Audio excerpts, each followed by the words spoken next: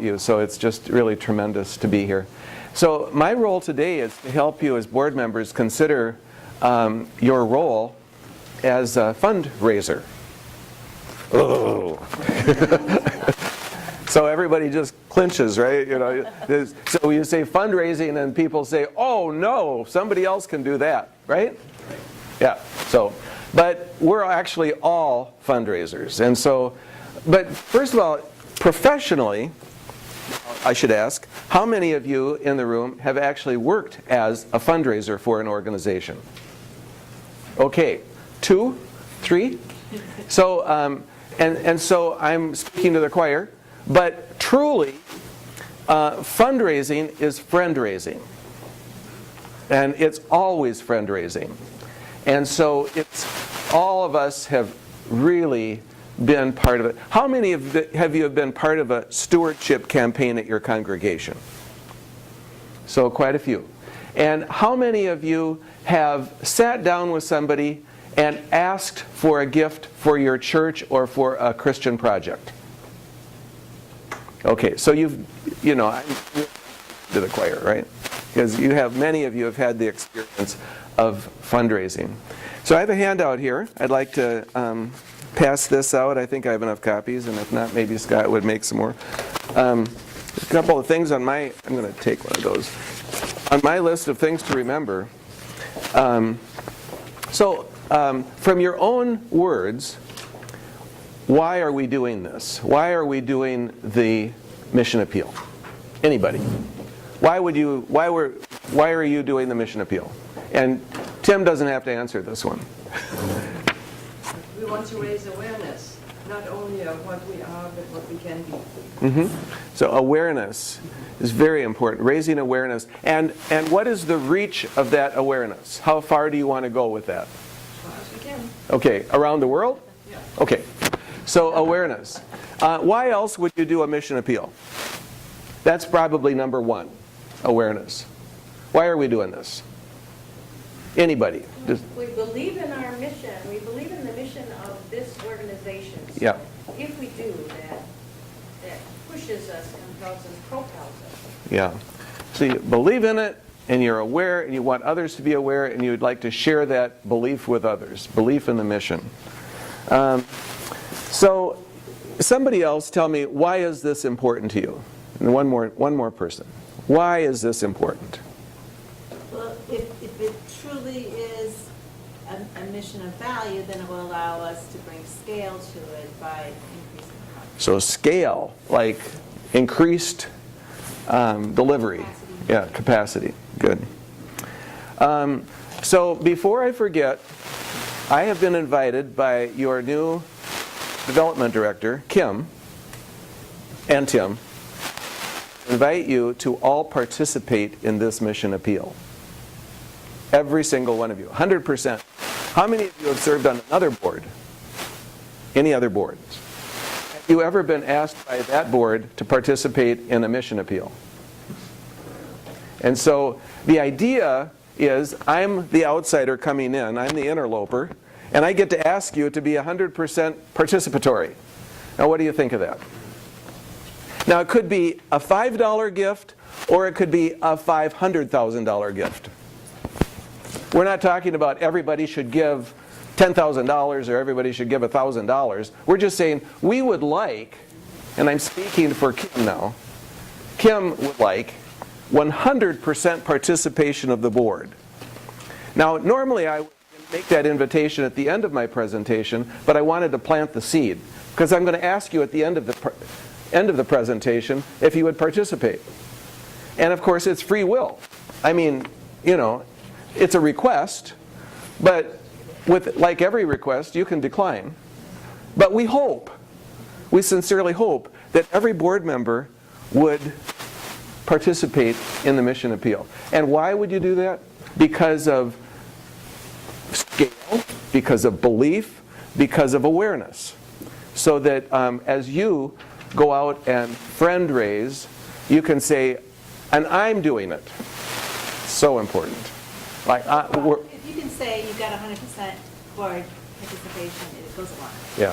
And over at Lutheran Social Service, that's our goal, and we usually do get our board to say yes. And it can be a small gift or a large gift, but that ability to say to our, commitment by the organization, the governing body of the organization. Kim would like to know the connections to your congregation for this mission appeal, with your permission.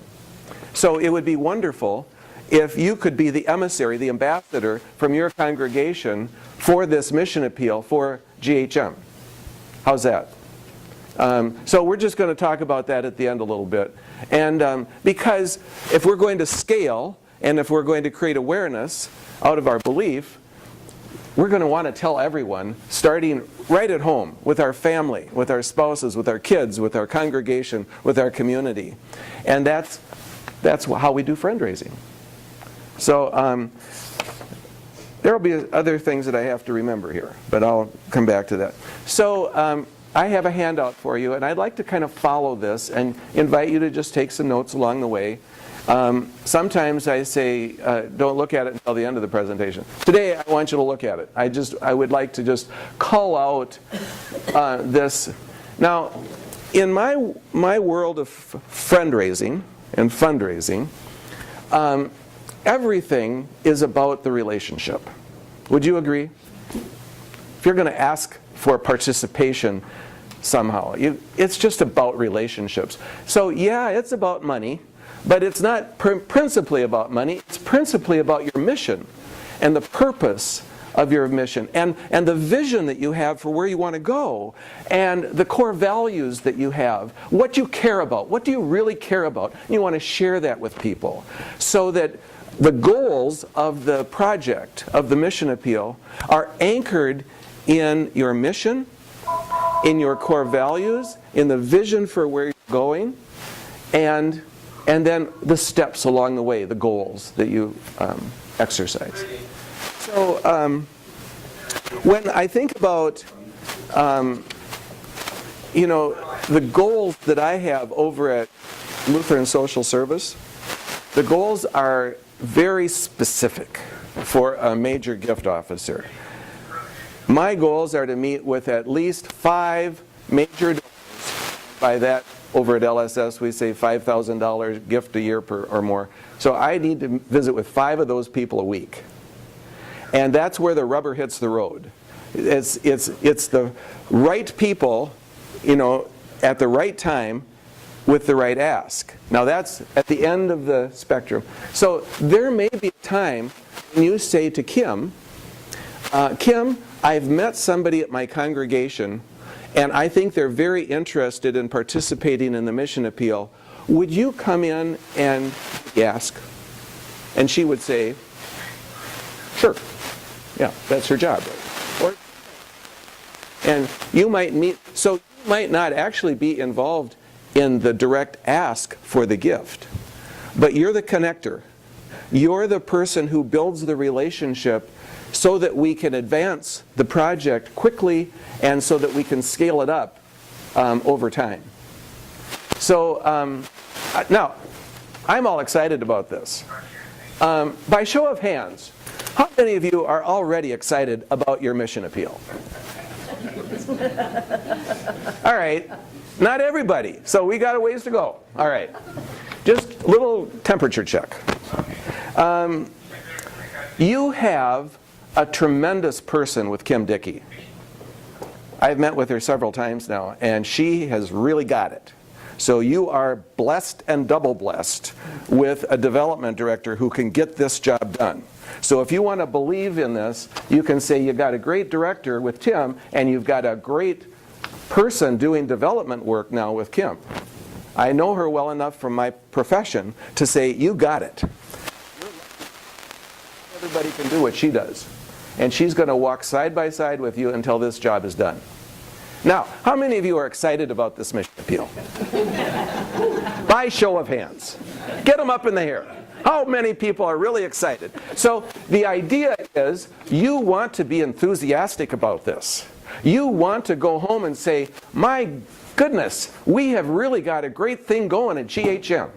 Right? And we got a new director to do it, and we're going to get the job done. Now, why would you do it? Why, again, are we doing this mission appeal? Anybody? Spit it out. What's on your mind? Why would you do it? Specifics. Where? We love the organization and we love the people overseas that we are able to help. Yeah, love. And you love them. And when we sit down with a donor, we want to pass on that tremendous love that you have for the people overseas and the people doing the work on the ground. It's all about sharing God's love tangibly in the ways in which you do. Now, how many people are excited about the appeal? All right. There is only one way to raise money. What is it? Yeah. And what is the context for the ask? Relationship. And usually it's like 1-to-1 or 2-to-2, usually. Now I could say, I'm asking you today to be a participant in the mission appeal, right? And you've all said, yeah, I'm excited about it. And I think you're in. Now, that's one kind of ask. But if I were to sit down and ask you for a gift, your gift to this mission appeal, or if Kim Dickey does that, then it's probably you and your spouse, or you and Kim, and maybe Tim is at the table, you know. So it's kind of 1-to-1. And people are generally afraid of these conversations. How many people have a little fear when it comes to asking people for money? Yeah, so most of us do. I still do. I have call reluctance. I have a hard time picking up the phone sometimes. And I've been doing it for 35 years. You know, it's just like, Tim, do you ever have call reluctance? Yeah. I mean, it never goes away, does it? No, and so you just get over it. You know, you feel the fear and you do it anyway, and you pick up the phone. And what is the first thing that happens when you start speaking? The fear goes away. You pick up the phone and you start talking about Madagascar, you start talking about DTHD or something, you forget all about your fear, right? Because now you're into the core values and the purpose and the vision that you have, and you're just talking about it, and it goes easily because you're excited about the mission. So we're grounded in the core values, we're grounded in the mission, we're grounded in the vision that you have for the future, and the steps that you are taking are to talk to people about it freely. But yeah, we have call reluctance. We all do. So, framing attitude. I'm kind of getting close to this. Number one on that sheet is what I don't want to do. And I do it all the time, just like call reluctance. I think I've got a problem to fix. And I want you to help me fix my problem. So I go to stewardship committee at church and I say, we're way behind. Can you help us get out of the hole? How exciting is that? So we don't want to go to that place of fixing a problem, right?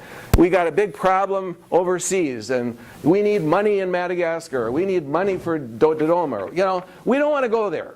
It's not about fixing a problem, because of what are we really assured of when we're talking about the love that we feel of our friends overseas?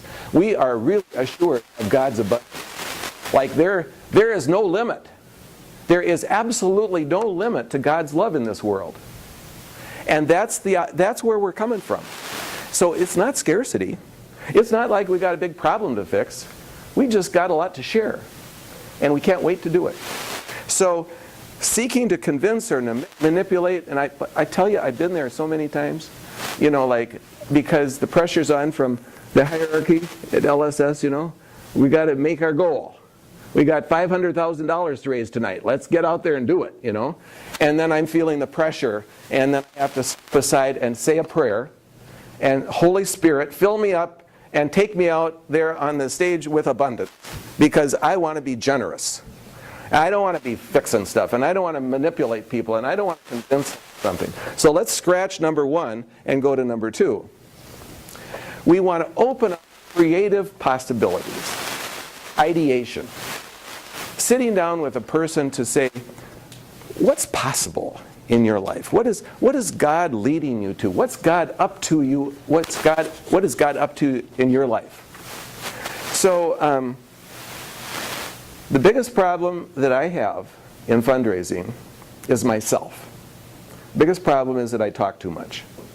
Don't go anywhere or speak any time without telling a story from Lutheran Social Service, a person who was helped by LSS. So here's my story.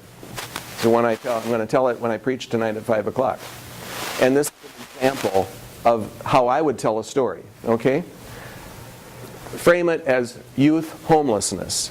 We are very concerned at LSS about youth homelessness. There are over 2,000 kids between the ages of 13 and 19 in Minnesota who are homeless tonight, who do not have a safe home to go to. So I will tell you the story about my friend Marcus, who I met in Duluth. Marcus was 15 years old when his mother said, "I can't afford you anymore, you're going to have to leave today." Backstory was, Mom had lost her job, was divorced, and met a boyfriend who said, "You can move into my apartment, but not him. You, but not him." So she was desperate, and she said, "Marcus, you're going to have to find another place to live. I'm moving in with boyfriend." So he was on the street in Duluth in January, and the police picked him up and brought him to LSS Renaissance House. And there he found his home for the next 4 years. And you know, I met this kid 5 years ago, and 4 years ago, I guess. And he's a poet. He draws with graphite. Like me, he's a bicycler. And he's a kid that I had adopted in a minute. 6'1" African American with hearing aids, and artistic, in love with life, has no, he has just nothing but a positive attitude. He wanted to take on the blame, say, my mom's, and it wasn't her fault, you know, it was really my fault. I was too much of a burden. It was his story to me. Now, today, he's at the University of Minnesota Duluth. He's got his own apartment. I just saw his new car last week, a used car, and he's got a job. And he has not had any contact with his biological parents since the day she said, "You're going to have to leave." She doesn't want anything to do with him. Big problem. I think it's outrageous. Now, there's an example of a story. How do you feel after hearing that story? Tell me, somebody. What are you feeling? Great compassion for that kid. Yeah. Mm-hmm. What else? What are you feeling? Anything? Yeah, help him. Mm-hmm. I said outrage. Every time I tell the story, I just get angry, you know? When you tell a story to a person who you're soliciting for the mission appeal, you want it to be contextual. You want it to be meaningful. And the warm-up stage, I contract with people when I sit down with them in a friendly, sort of nonchalant way. And that's where we're going on to page 2. So after you've arranged a conversation, and by the way, I would hope that every single one of you not only would participate in the mission appeal with a check or with a pledge, but also with a commitment to sit down and talk to your friends about this mission appeal. I mean, talk to your spouse, talk to your mother, talk to your father, talk to your kids, talk to people in your church, talk about this mission appeal. That's the mandate from the board. Talk about this because we want to ramp it up, we want to have it grow exponentially, we want to accomplish our goal and our mission, and it's driven by the leaders. It's always driven by leadership. So when you make an arrangement to visit with somebody, and it could be, I could be sitting down with my niece to talk about Global Health Ministries. I think she'd be very interested. So the first thing I do is define the time for the conversation. I'll say, I have an hour this morning. How about you? How much time would you like to dedicate to this conversation this morning? And they say, well, I got a lot of time. I got an hour and a half. And I said, okay, let's go for an hour and a half. And we'll include coffee. And so the idea is it okay, or should there be, you're contracting so that you get an agreement that this is an okay conversation to have. You're really not only getting the time frame, but you're getting permission to carry on the conversation. Now obviously they're already sitting with you, so they've agreed. But you want to kind of just confirm, is it okay if we visit for an hour or an hour and a half? And then once you do that, you don't want to go over the limit. I could tell you a story, but I won't do that, about how I go over the limit, because I still do. But it's like I set my iPhone timer, so it beeps at me when I'm at an hour. the most important thing that we can do in this kind of conversation, know it's about money and time and commitment, is to promise confidentiality. And so when I visit with some people, they say, I will share what I have to share with you, but I really don't want you to take it back to anybody at LSS. And then I have to promise that. Now most of the time, 90% of the time, people say, you can share my story with anybody. But you want to be able to commit to confidentiality and really keep it. So, and then at the end of the conversation, you can check with them. Now, I've taken notes. And if you don't want me to share any of this with anyone, I'll just give you the notes and I'll promise my confidentiality. Or you might say, I've taken some notes. Would you mind if I took them back to the office and recorded them in your file? And if they say, oh, I'm really uncomfortable with that, give them the notes and just promise confidentiality. The most important thing you can do is have the conversation. Most of the time people give because they love the organization or they care about someone or they've seen something that has turned their heart, caused a transformation in their life. And that's what we're really looking for, is that conversation that connects core values. You're exactly right on. So framing the conversation, once you have established this little contract of time and confidentiality and dispelled a little fear, then you just want to acknowledge them. Now, how many of you have heard about appreciative inquiry? A few people. So this is a tool. And I'm not going to preach appreciative inquiry this morning. Just plant the seed that there's something there. That most people really, I love when somebody says, gosh, you look great today.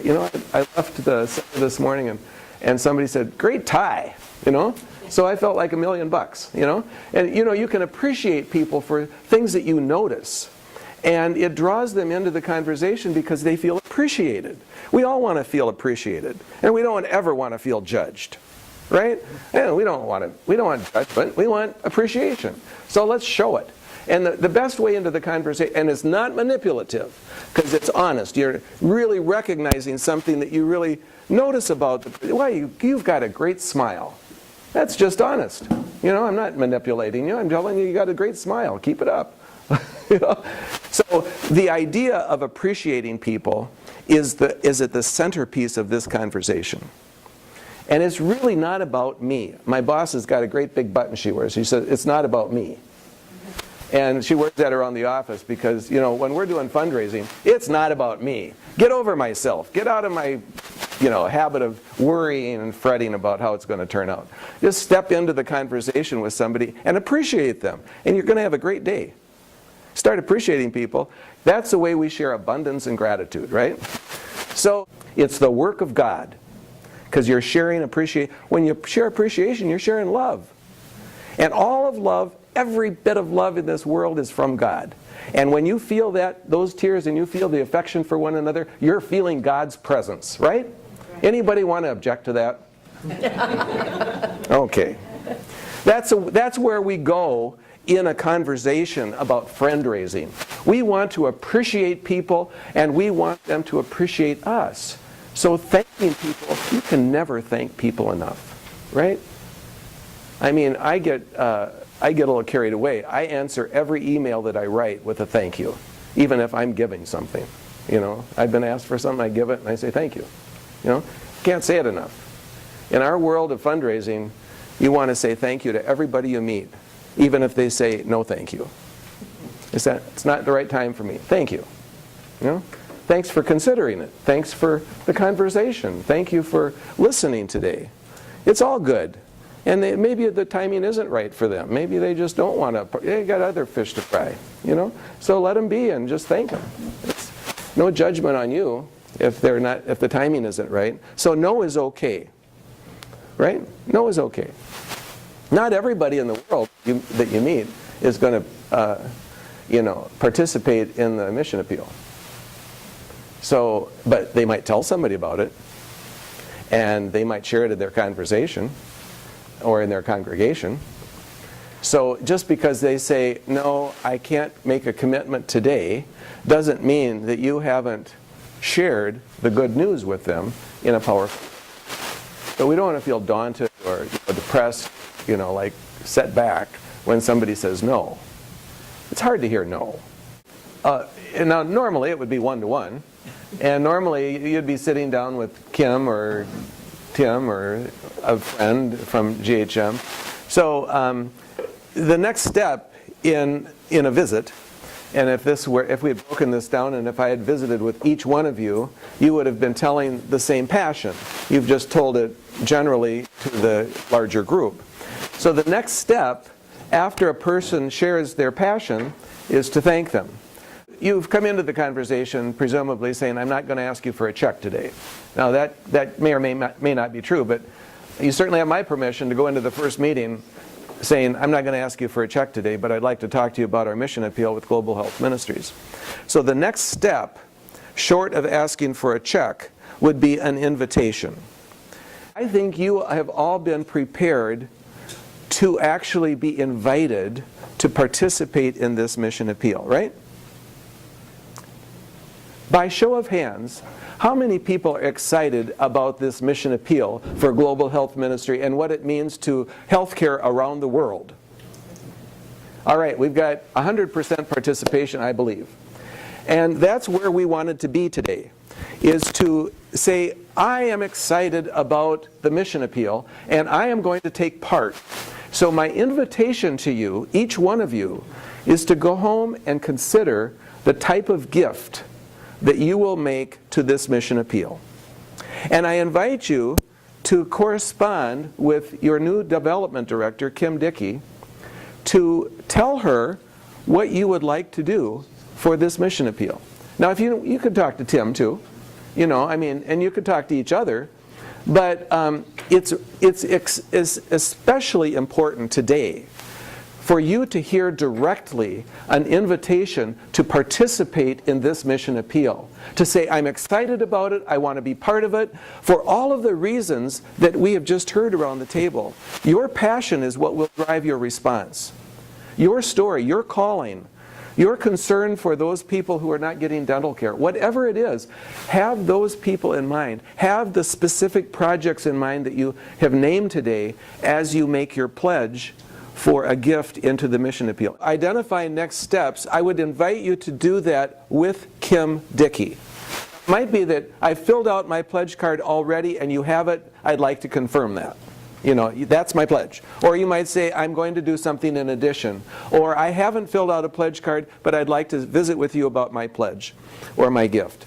And then that will give her the opportunity to record for each one of you, and it's really important that each one of you are on board with this, because the recording of this is critical. We want a written record for everyone. Back in the shop at LSS, we have something called Razor's Edge. I think you have that here too. And I have a little sign on my desk that says, if it is not entered in Razor's Edge, it did not happen. I could go out and call for a gift and come back and all smiles and go have lunch and forget about it. No, it's not there. So the recording of this is really critical for the organization. And then I just want to say thank you from the bottom of my heart for the work that you do for healthcare around the world, and for participating in such a way today that you have literally gone through a fundraising process this morning. You have done, each of you have done each of the steps of a fundraising ask, but we've done it corporately. And so if you can picture yourself doing this with family and friends in your congregation, one-on-one, having this conversation, I just invite you to use this as your guide. This is what I do at LSS. This is, every time I sit down, I follow this format to do the request. And every piece of it is important. The contracting, passions, solicitation is easy after you've talked about the passion. So anyway, I just want to thank you for having me here today. I've told Tim that I would support Kim in ways that are appropriate over time. I can be called on to help. I would be happy to go out on solicitation visits with Kim or with Tim when it's appropriate. So you have my attention, and you have my commitment to this organization, and you also have a commitment from me to make a gift from my personal bank account for this project. So thank you. Thanks for having me. But thanks for sharing.